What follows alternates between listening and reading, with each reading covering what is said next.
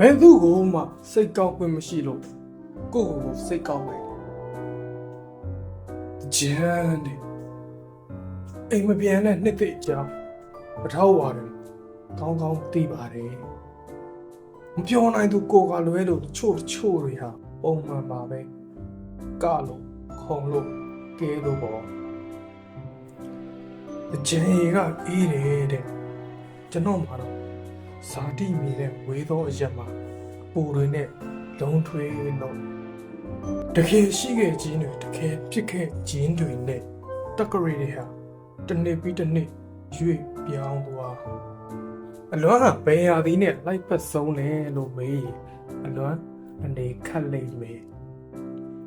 အားကြောင့်ဆိုအိမ်လွမ်းပန်းတွေဟာဆက်နေရသည်ပွေတယ်ဒီနှစ်ကျန်လဲကျွန်တော်ရေးမဆိုးပါဘူးအမေတိတ်နေပြိုတဲ့နေ့ကတိတ်လေးငိုခဲ့မိတယ်လူဘွားဟာတော်တော်လေးတဲ့ကျွန်တော်တို့သိပြီးသားတချင်းကိုပဲကျန်မှာခဏနောက်ပြန်ရဖွင့်မိတယ်ကိုယ့်ကိုရှင်ကားထပ်ပို့ချဖို့ကြိုးစားရင်လက်သေးကိုကြစ်ပအောင်စုပ်ထားတယ်